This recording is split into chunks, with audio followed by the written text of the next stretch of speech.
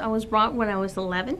I came when I was 7 from Brazil. I was about 10. I was 12 years old. I was 7 years old. About 8 years old when I came to the United States with my mother and my sister. We crossed the border, but we were little. My father was the first one to leave Mexico and come here in 2000, and then in 2001, my older siblings. So I've been here 18 years. I'm 29 years old. I am 20. I am 19 years old. I've been here for 21 years. I am 27 years old now. I am 23 years old, and I am originally from Mexico.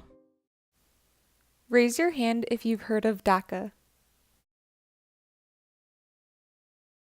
The creation of DACA has allowed undocumented minors a future in America by providing amnesty and protection and allowing them to obtain high school and college diplomas along with a multitude of job opportunities.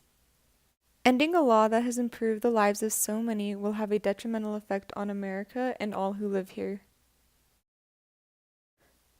Now, raise your hand if you know what DACA stands for.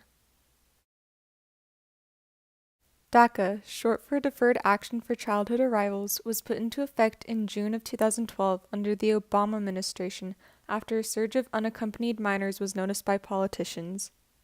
In order to be eligible for DACA, one must have been brought here under the age of 16, lived in the United States since June of 2007, and have no criminal record. DACA recipients are called Dreamers after the DREAM Act of 2001, which aided newly arrived immigrants to gain citizenship. In July of 2017, the Trump administration ended DACA. The decision was based on Congress, and the majority voted to defund the program. This left recipients with an unknown future and threatened to tear families apart. Many recipients, like Lizzie Adala, were positively impacted by DACA, yet the uncertainty of her future still remained. In her TED Talk, listen to her story.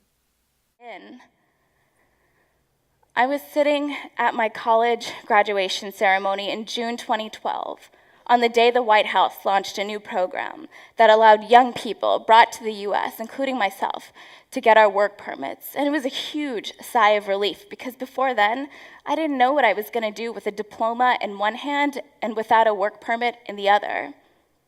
But that work permit is a temporary solution to a much longer-term problem because it expires in 2 years.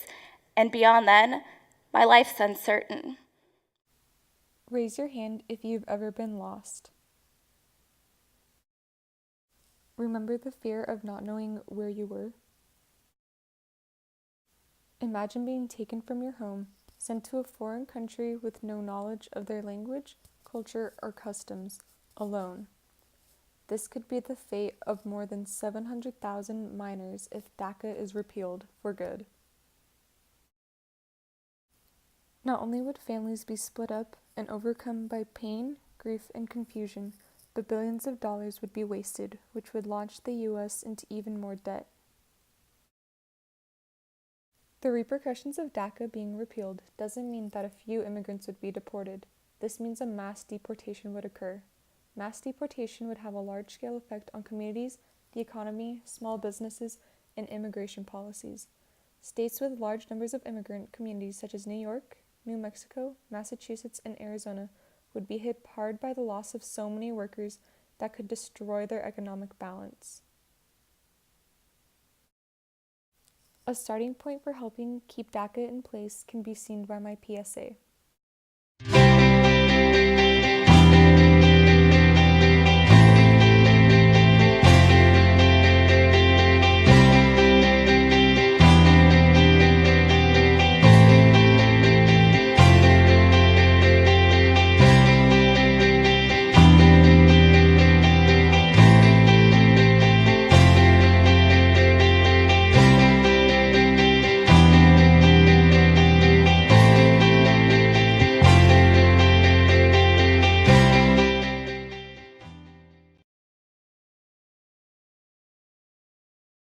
After Trump addressed his repeal on DACA, he gave Congress a 6-month hiatus to come up with a plan on what to do.